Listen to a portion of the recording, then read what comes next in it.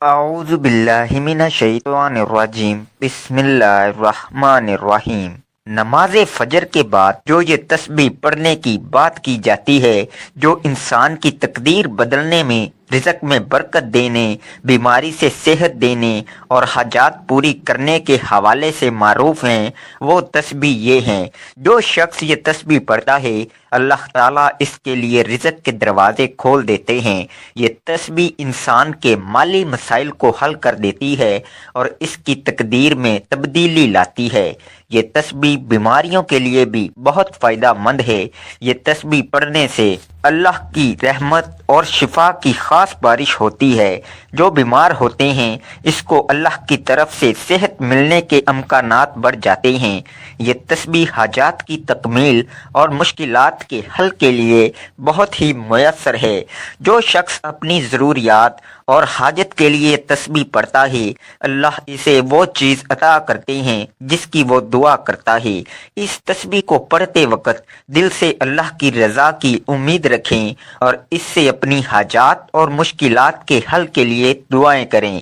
تسبیح پڑھنے کے دوران آپ اللہ سے اپنی مخصوص حاجات، رزق، صحت یا کسی بھی مشکل کے حل کے لیے دعا کر سکتے ہیں، جیسے اللہ میرے لیے رزق کے دروازے کھول دے، اے اللہ میری بیماری کو شفا دے، اے اللہ میری حاجت پوری کر دے۔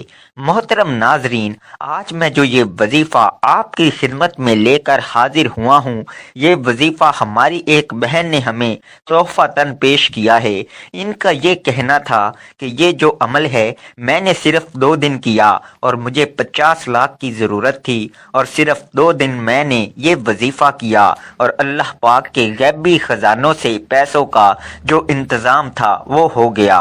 اور میں بہت ہی زیادہ حیران ہوئی اللہ پاک کے اس کرشمے سے کہ اللہ پاک نے کس طرح سے میری مدد کی۔ تو میں آج یہ جو وظیفہ ہے آپ کے ساتھ شیئر کر رہی ہوں کہ جو وظیفہ ہے آپ دوسرے جو بہن بھائی ہیں ان تک بھی آپ شیئر کریں، تاکہ وہ بھی اپنی پریشانی میں یہ وظیفہ کریں۔ اور اگر ان کی مالی حالات ٹھیک نہیں ہیں، یا گھر میں غربت تنگ دستی ہے، یا گھر میں اتنے فاقے ہیں، یا کچھ میرے ایسے بہن بھائی ہیں جو بے روزگار ہیں، ان کو اچھا روزگار نہیں مل رہا ہے، یا ان کے گھر میں ہر وقت پیسوں کی کمی کی وجہ سے لڑائی جھگڑا رہتا ہے، تو وہ یہ عمل کر لیں۔ انشاءاللہ بہت جلد اللہ پاک اپنے غیبی خزانوں سے ان کے گھر میں رزق کی برسات کر دیں گے اور رزق کے جو بند دروازے ہیں وہ کھول دیں گے۔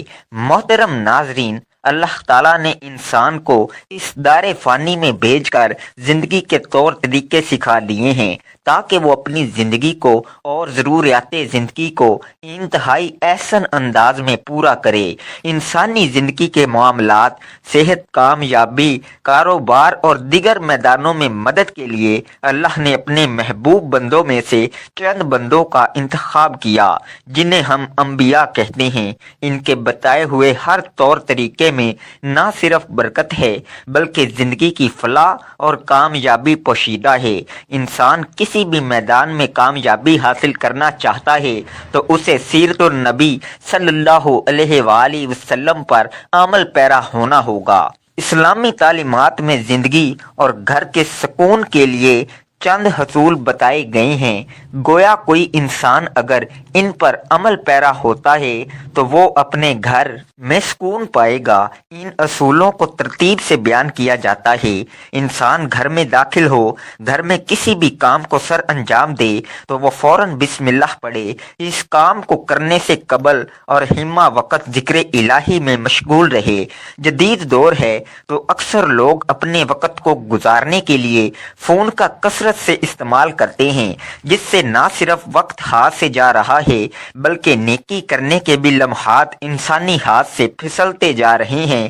کوشش اور اہتمام اس بات کا کرنا چاہیے کہ جب بھی گھر میں کسی بھی کام میں مصروف ہوں، استغفر اللہ، اللہ اکبر، الحمدللہ، یا حی یا قیوم وغیرہ اذکار کو نہ صرف خود اپنی زبان پر جاری رکھیں بلکہ اپنے بچوں کو بھی اس بات کی ترکیب دیں۔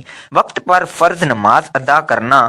سورۃ المدثر میں اللہ تعالیٰ نے ایک جنتی اور جہنمی کا مکالمہ بیان کیا ہے، جس میں جنتی دوستی جہنمی سے سوال کرتا ہے کہ کون سی چیز ہے جو تمہیں جہنم میں لے کر آئی ہے، تو اس پر وہ جواب دیتا ہے کہ ہم نماز نہ پڑھنے والوں میں سے یہ تو وہ لوگ ہیں جو نماز نہیں پڑھتے۔ اللہ تعالیٰ نے جو نماز پڑھتے ہیں لیکن اس میں سستی کرتے ہیں، وقت ضائع کرتے ہیں اور قصدن نماز کو دیری سے پڑھتے ہیں، ان کے متعلق بھی ارشاد فرمایا ہے، بس ان نمازیوں کے لیے ہلاکت ہے جو اپنی نماز سے غافل ہیں۔ گویا یہ نماز تو پڑھتے ہیں، ان میں اکثر غفلت میں پڑ جاتے ہیں، ان کے لیے بھی خرابی ہے۔ لہٰذا گھر میں برکت چاہیے تو اکثر نماز کا اہتمام گھر میں کیا کریں، نوافل سنت تو لازماً گھر میں ہی ادا کیا کریں۔ قرآن کریم کی تلاوت کا اہتمام۔ تیسرا اصول گھر میں برکت کے لیے قرآن مجید کی تلاوت کا اہتمام ہے، اگرچہ تھوڑا ہی کیا جائے لیکن روز کی بنیاد پر کیا جائے۔ آپ چاہے ایک صفحہ تلاوت کریں لیکن تلاوت روز کی بنیاد پر ہو سکے تو اپنے بچوں کو ایک صفحہ روزانہ تلاوت کا سنائیں تاکہ ان میں قرآن مجید کی تلاوت کا شوق پیدا ہو۔ قرآن مجید کی کوئی بھی صورت تلاوت کریں گھر میں برکت کا ہی باعث بنتی ہے۔ جناب رسالت مآب صلی اللہ علیہ وآلہ وسلم نے فرمایا، حضرت ابو ہریرہ رضی اللہ عنہ سے روایت ہے کہ رسول اللہ صلی اللہ علیہ وآلہ وسلم نے فرمایا، اپنے گھروں کو قبرستان نہ بناؤ، یقیناً شیطان اس گھر سے دور بھاگتا ہے جہاں سورہ بقرہ پڑھی جاتی ہے، یعنی گھروں میں نماز اور تلاوت قرآن کا اہتمام کیا کرو۔ اہل علم فرماتے ہیں کہ روزانہ رات عشاء کی نماز کے بعد جو شخص سورہ واقعہ کی تلاوت کرتا ہے اللہ اس کے رزق میں اضافہ فرماتا ہے۔ صبح صبح سورہ یاسین کی تلاوت بھی کرنی چاہیے۔ جمعۃ المبارک کو سورہ کہف کی تلاوت کرنی چاہیے۔ اللہ کا تقوی اختیار کرنا۔ قرآن مجید میں اللہ تعالیٰ نے تقوی سے متعلق ارشاد فرمایا، اور زاد راہ یعنی راستے کا خرچ لے لیا کرو، یقیناً سب سے بہتر رخت سفر تقوی ہے، اور اے اہل عقل مجھ سے ڈرتے رہو۔ پھر ارشاد ہوا کہ یقیناً اللہ تعالیٰ کے نزدیک تم میں سے سب سے زیادہ عزت والا وہ ہے جو سب سے زیادہ پرہیزگار ہے۔ بے شک اللہ تعالیٰ سب کچھ جاننے والا باخبر ہے۔ گھر میں برکت کے لیے چوتھا عمل یہ ہے کہ انسان اللہ سے جس طرح ڈر کے یا اس کی محبت میں مجلس میں، مسجد میں، سفر میں تقوی اختیار کرتا ہے، ویسے ہی گھر میں بھی جب وہ تنہائی میں ہو، جب اسے کوئی دیکھ نہ رہا ہو سوائے رب کائنات کے، اس وقت بھی وہ تقوی اختیار کرے۔ اپنی بیوی، بچوں، والدین اور بہن بھائیوں کے ساتھ حسن سلوک کے محض اللہ کی رضا کے خاطر یہ عمل بھی گھر میں برکت کا سبب ہے۔ کھانا اکٹھے ہو کر کھانا، اس میں کوئی دو رائے نہیں ہے کہ جب انسان مل کر کھانا کھاتے ہیں تو اللہ عز و جل اس میں برکت ڈال دیتا ہے، اور پھر جب افراد گھر کے ہوں، والدہ ہو، والد ہو، میاں بیوی، بچے، بہن بھائی، سب مل کر بیٹھ کر ایک جگہ اہتمام کے ساتھ اللہ کے نام سے شروع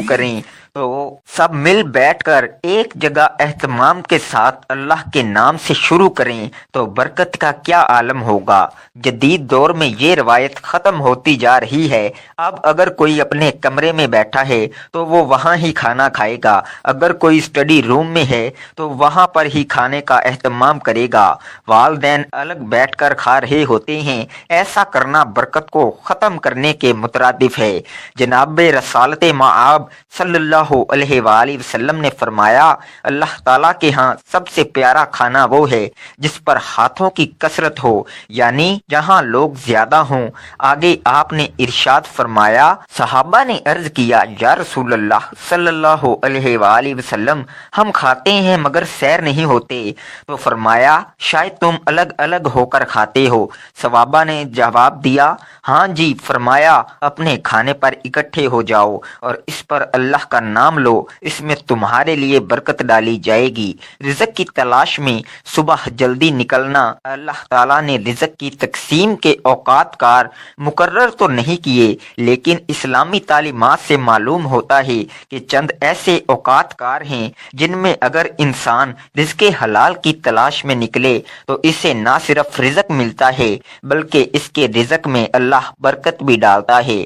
ہماری تہذیب و ثقافت کا یہ حصہ رہا ہے کہ ہمارے بڑے صبح جلد اٹھ جاتے تھے، فجر کی نماز ادا کرنے کے بعد تلاوت قرآن کرتے اور پھر رزق حلال کی تلاش میں نکل پڑتے تھے، یہاں تک کہ وہ شام کو واپس لوٹ آتے تھے اور عشاء کی نماز کے بعد سو جاتے تھے۔ یہ ایسا وقت ہے رزق حلال کے لیے جس میں نہ صرف انسان زیادہ سے زیادہ اللہ کا فضل سمیٹ سکتا ہے بلکہ اس میں برکت بھی حاصل کرتا ہے، لیکن عصر حاضر میں تمام اوقات کار بدل چکے ہیں۔ لوگ اب فجر کے وقت سوتے ہیں اور رات ساری جاگتے ہیں۔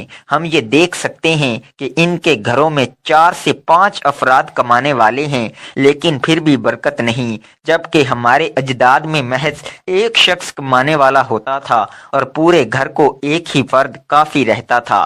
لہٰذا اگر آج ہم چاہتے ہیں کہ ہمارے گھروں میں اور رزق میں برکت ہو تو صبح جلدی اٹھنے کی عادت ڈالیں اور رات جلدی سونے کی عادت ڈالیں۔ اللہ پر توکل کرنا جیسا اس کا حق ہے۔ جو کوئی اللہ پر توکل کرتا ہے تو اللہ اس کے جملہ امور کا کفیل ہو جاتا ہے۔ بے شک اللہ بہت غالب، بڑی حکمت والا۔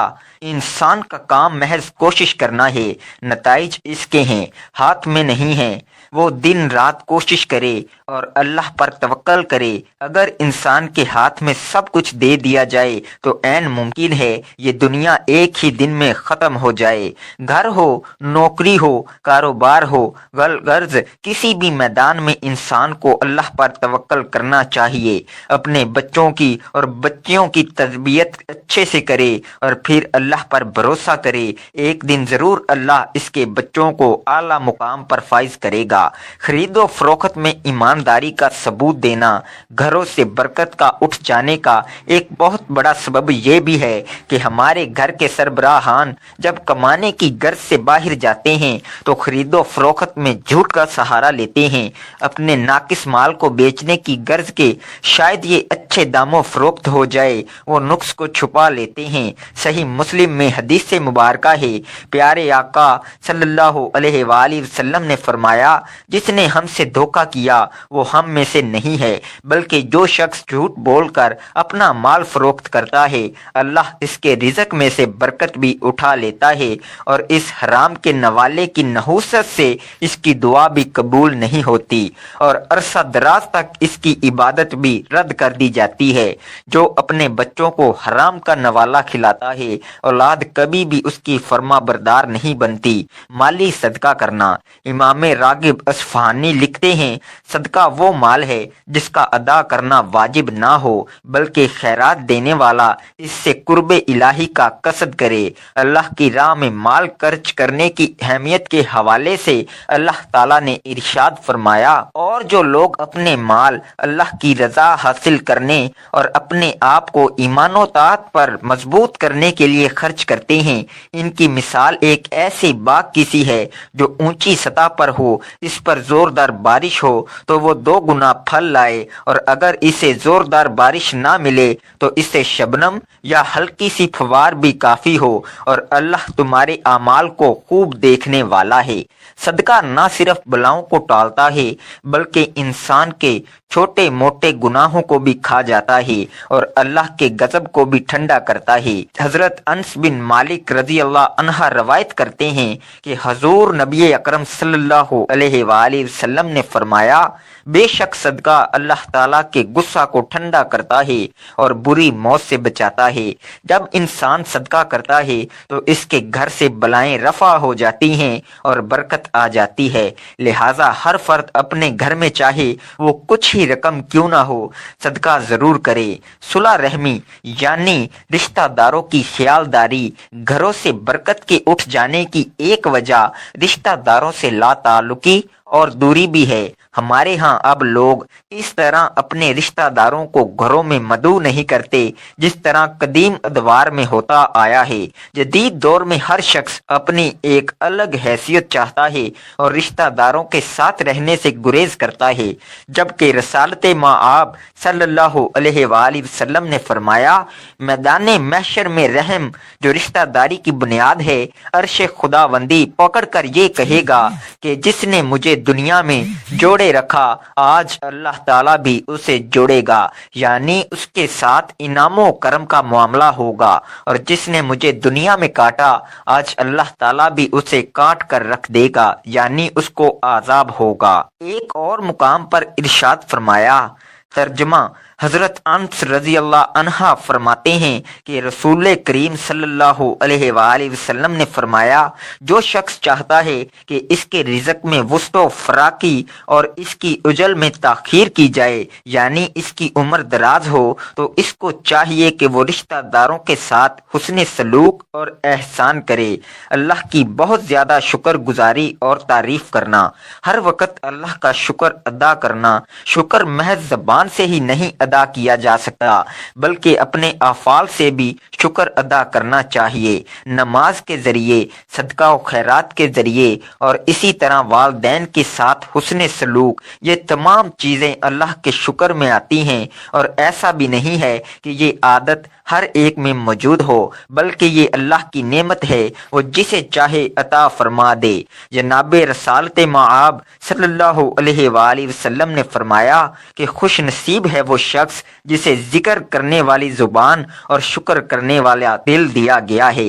ارشاد ہے، حضرت سیدنا ابن عباس رضی اللہ عنہ سے روایت ہے کہ حسن اخلاق کے پیکر، نبیوں کے تاجدار صلی اللہ علیہ وآلہ وسلم نے ارشاد فرمایا، جسے چار چیزیں مل گئیں اسے دنیا و آخرت کی بھلائی مل گئی۔ نمبر 1، شکر کرنے والا دل، نمبر 2، ذکر کرنے والی زبان، نمبر 3، آزمائش پر صبر کرنے والا بدن، اور نمبر 4، اپنے آپ اور شوہر کے مال میں خیانت نہ کرنے والی بیوی۔ مستقل استغفار کا اہتمام کرنا۔ آخری عمل جو گھر میں برکت کا سبب ہے وہ مستقل مزاجی کے ساتھ استغفار، توبہ اور ذکر کا اہتمام کرنا ہے۔ انسان جتنا ذکر کرتا ہے، جتنی استغفار کرتا ہے، اس کو ہی اتنا فائدہ ملتا ہے۔ گھر میں تو برکت ہوتی ہی ہے، ساتھ ساتھ اس کے اعمال میں بھی اضافہ ہوتا ہے۔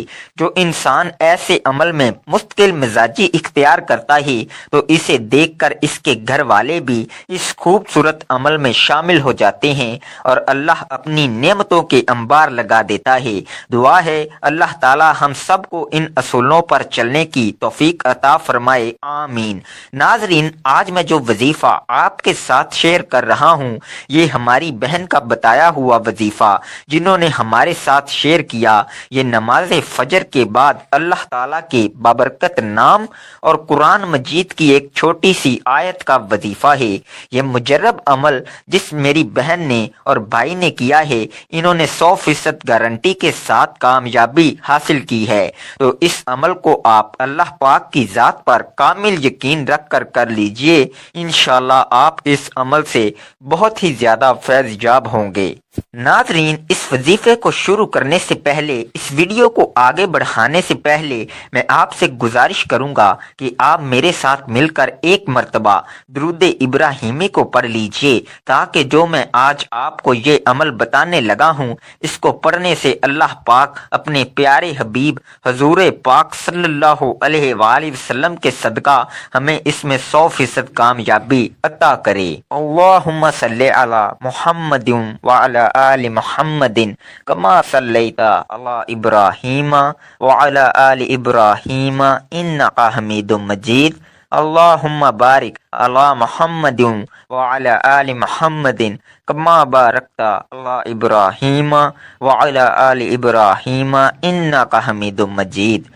وظیفہ بتانے سے پہلے میں آپ سے یہ درخواست کرتا ہوں کہ اگر آپ چاہتے ہیں کہ ہمارے وظائف کر کے آپ کو 100% کامیابی ملے تو جو بھی وظیفہ کریں گے، جو بھی عمل کریں گے، اس کو شروع کرنے سے پہلے اور دعا مانگنے سے پہلے درود پاک لازمی پڑھ لیا کریں، کیونکہ درود پاک پڑھنے کی بدولت سے اللہ پاک کی بارگاہ میں مانگی ہماری ہر دعا قبول ہوتی ہے اور کوئی دعا رد نہیں ہوتی۔ اللہ پاک ہماری ہماری دعاؤں کو قبول فرماتے ہیں تو درود پاک لازمی پڑھ لیا کریں، اور ساتھ جو بھی وظیفہ کر رہے ہیں، جو بھی عمل کر رہے ہیں، وہ کرتے دوران آپ کا پورا دھیان وظیفے کی طرف ہونا چاہیے۔ اللہ پاک کی ذات پر کامل یقین رکھ کر آپ وظیفہ کریں، اور جب بھی وظیفہ کریں جس مقصد کے لیے آپ وظیفہ کر رہے ہوں تو آپ کا مقصد جو ہے، آپ کی جو پریشانی ہے، جو آپ کی دلی مراد ہے، اس کا تصور ذہن میں رکھ کر آپ عمل کریں۔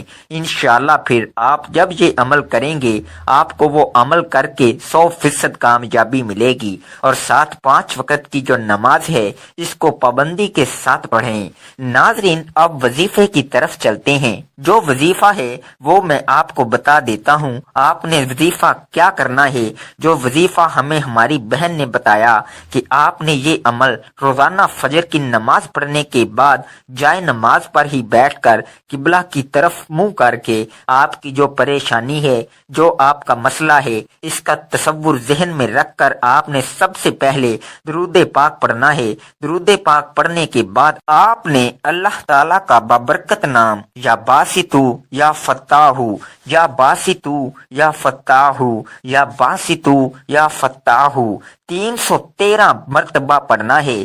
اس کے بعد آپ نے قرآن پاک کی ایک چھوٹی سی آیت حسبنا اللہ و نعم الوکیل، حسبنا اللہ و نعم الوکیل صرف اور صرف 33 مرتبہ پڑھنی ہے۔ اس کے بعد آپ نے پھر درود پاک پڑھنا ہے جو شروع میں پڑھا ہے۔ وظیفہ کرنے کے بعد اللہ پاک کی بارگاہ میں رو رو کر دعا کرنی ہے۔ انشاءاللہ آپ کی جو بھی پریشانی ہوگی، آپ کا جو بھی مقصد ہوگا وہ پورا ہو جائے گا، آپ کی ہر دلی مراد پوری ہو جائے گی۔ اس وظیفے کو خود بھی کیجئے اور صدقہ جاریہ سمجھ کر اس کو دوسرے مسلمان بہن بھائیوں سے بھی لازمی شیئر کیجئے تاکہ وہ بھی اس عمل کو کریں اور فیض یاب ہو جائیں۔ اب میرے ساتھ دعا کر لیں۔ اے اللہ رب العزت، اے ساری کائنات کے شہنشاہ، اے ساری مخلوق کے پالنے والے، اے زندگی موت کا فیصلہ کرنے والے، اے آسمانوں اور زمینوں کے مالک، اے پہاڑوں اور سمندروں کے مالک، اے انسانوں اور جناتوں کے معبود، اے عرش اعظم کے مالک، اے فرشتوں کے معبود، اے عزت اور ذلت کے مالک، اے بیماروں کو شفا دینے والے، اے بادشاہوں کے بادشاہ، اے اللہ ہم تیرے گناہ گار بندے ہیں، تیرے خطا کار بندے ہیں، ہمارے گناہوں کو معاف فرما، ہماری خطاؤں کو معاف فرما۔ اے اللہ ہم اپنے اگلے پچھلے صغیرہ کبیرہ سبھی گناہوں، خطاؤں اور نافرمانیوں کی معافی مانگتے ہیں۔ اے اللہ رب العزت، ہم اپنے گناہوں سے توبہ کرتے ہیں، ہماری توبہ قبول فرما۔ اے اللہ ہم گناہ گار ہیں، سیاہ کار ہیں، بدکار ہیں، تیرے احکام کے نافرمان ہیں، ناشکرے ہیں، لیکن میرے معبود تیرے نام لیوا بندے ہیں، تیری توحید کی گواہی دیتے ہیں۔ تیرے سوا کوئی عبادت کے لائق نہیں ہے، تیرے سوا کوئی بندگی کے لائق نہیں ہے، تیرے سوا کوئی تعریف کے لائق نہیں ہے۔ ہمارے معبود، ہمارے گناہ تیری رحمت سے بڑے نہیں ہیں، تو اپنی رحمت سے ہمارے گناہ معاف کر دے۔ اے اللہ پاک، ہمیں گمراہی کے راستے سے ہٹا کر صراط مستقیم کے راستے پہ چلنے والا بنا دے۔ اے اللہ ایسی نماز پڑھنے کی توفیق عطا کر جس نماز سے تو راضی ہو جائے، زندگی میں ایسے نیک اعمال کرنے کی توفیق عطا کر جن اعمالوں سے تو راضی ہو جائے، ہمیں ایسی زندگی گزارنے کی توفیق عطا کر جس زندگی سے تو راضی ہو جائے، ایمان پہ زندہ رکھ اور ایمان پہ ہی موت عطا فرما۔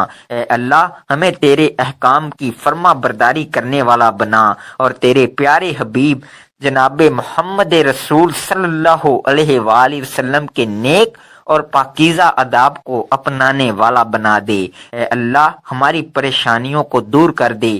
اے اللہ جو بیمار ہیں انہیں شفائے کاملہ عطا فرما۔ اے اللہ جو بے اولاد ہیں انہیں اپنے خزانوں میں سے نیک اور صالحہ اولاد عطا فرما۔